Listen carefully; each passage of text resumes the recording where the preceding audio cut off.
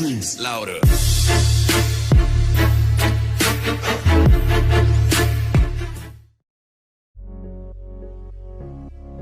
YouTube, it's your friend Magnificent here today. So we're actually just finishing a job, and here today I have one of the people that I think you're gonna find that this is probably the best interview that you're gonna hear for a long time. So this is Tammy. Yeah, hi.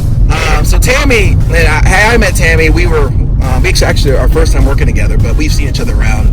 But her story is really, really unique. So I'm going to ask her a couple of questions, but the first thing she's going to talk about is her background and how she got into the oil field, how she heard about the oil field, and we'll go from there. So, Tammy, take it away. I know she's driving, so she won't be looking much this way, but all right. So tell us the story, Tammy. How did you hear about the oil? What were you doing before?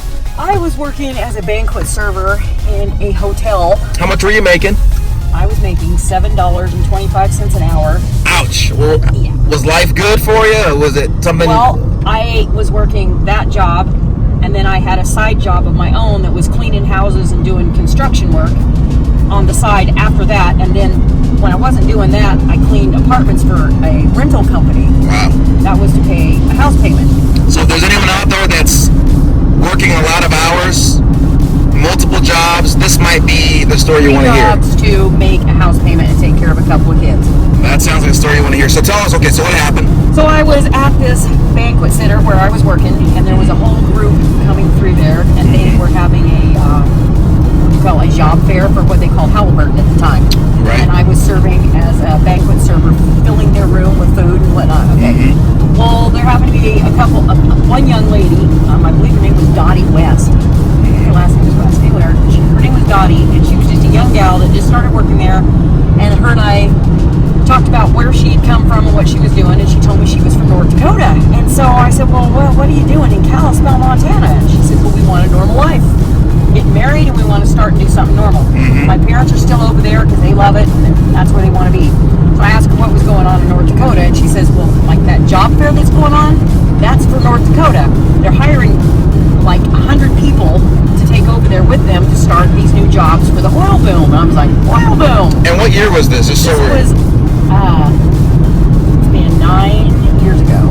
Okay, wait, so 2010. 2010, okay. And at that point, I had like a normal driver's license and was working in a restaurant. So I listened to her story. I checked out the job fair. She told me, she said, there is money over there that is just hand over fist. Anybody that wants a job, you can have a job. You literally can stand outside of Walmart and light people's cigarettes and they will throw $1 at.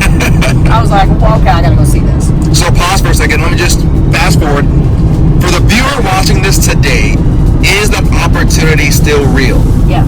Okay, I'm still here. This isn't just something in the past here. Okay, keep going. So at that point in time, I made some decisions to look into it and took my little camper trailer I had, and I took off and went to North Dakota to see what it was about. And sure enough, the first job I got there was as a waitress, making $10 more than I was making where I was at. That's just as a waitress.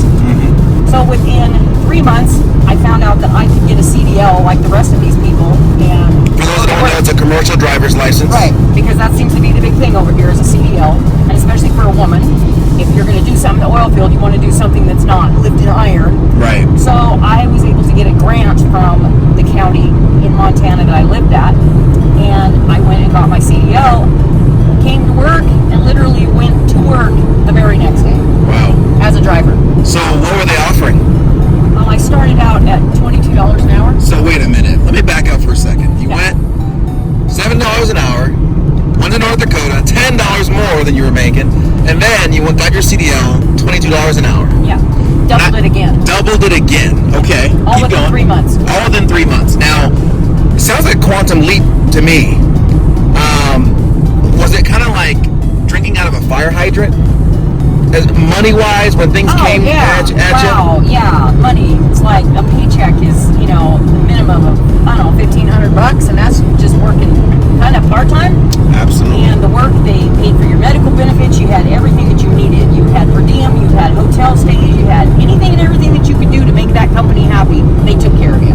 Okay. Amazing. Yeah. So let's back up. Let's talk about, for you for a second. So we want to know what kind of person, well, first let me back up. What kind of jobs have you done? So majority of your jobs, have they been driving jobs?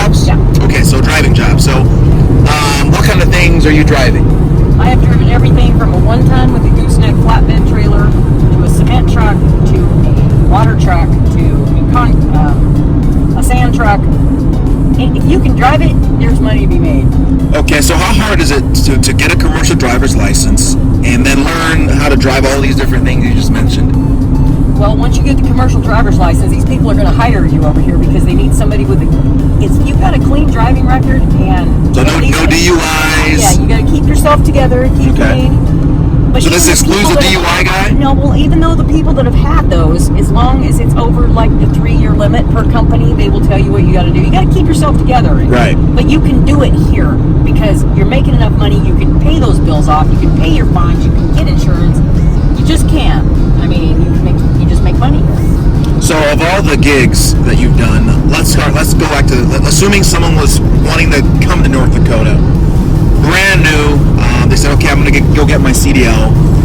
What is the top 3 things that you would advise, the top advice you would give a brand new person that wants to come out and check it out? CDL, they have a background where they want to work. Check out your housing situations, always. What do you mean? Housing.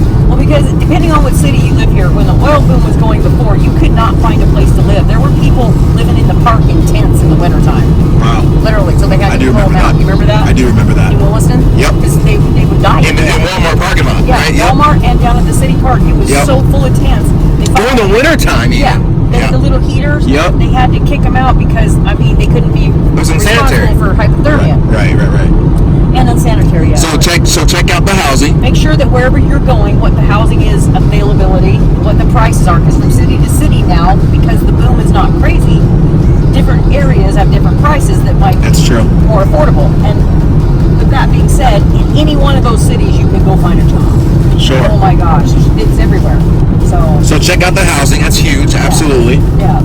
And when I first started, there was a pricing war, and so you had companies that were just throwing money at you. There were some companies that were paying things like your return flight home. Now, because it's kind of, the boom's kind of got down, you don't have that anymore. There are places that they were paying for your housing, but that isn't so often now. There are still companies that pay, but she's right. You got to check out your housing and see if. Walk around, see what you have. The hardest thing. let's let her freshen up real quick. The hardest thing that you've experienced since being here. Being able to get some food out of Walmart. Really? Shelves empty. It's still empty? Is it still empty? Well, it's getting better. It's gotten better, right? Dickinson's okay, but Williston. No, Williston, could good not luck. get any food. It's still the same way. Yes, it is still the same way. If you're going to Williston, good luck with that. Yeah, if you're going to live in Williston, you're going to have to pre-plan. Yep. You want to go at night because it's not all crazy, but then there's nothing left on the shelf, so you get nothing. Plus, be sure to be prepared to have different experience in customer service. It's not like everywhere else in the world. You'll find that. Yeah. Anything else?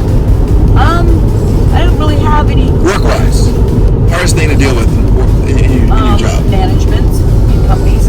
I mean, every one of them's a little bit different. You just kind of got to find your spot and get in there. But I can't really complain too much. I mean, you got your normal corporates, businesses. I mean, you just got to try to get along with everybody because you have such a diversified.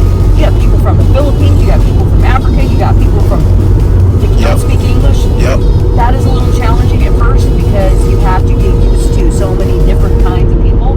But pretty much everybody works together really well because when you put that kind of, I don't know, stability and money power behind what you're doing, it's not always all about money, but you've got the feeling of self-worth because you're actually getting paid to do something and it's making you a better life.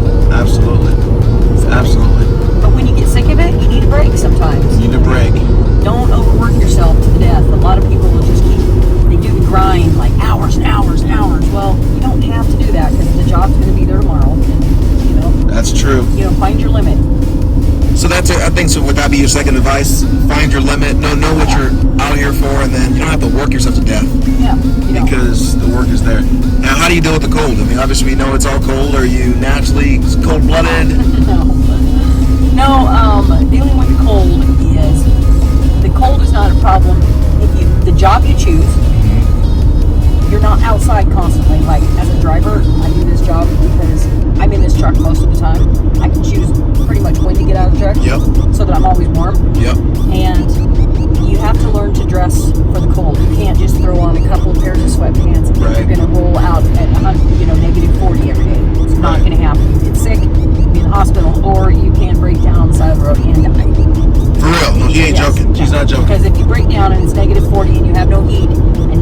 situation, you didn't prepare for that, then you're gonna have a problem. Right. So always dress for it, layers, and make sure that you have a good supply of anything and everything, water, for the job that you're doing, for the duration that you're there. So, yeah. Last question: the best part about the oil field.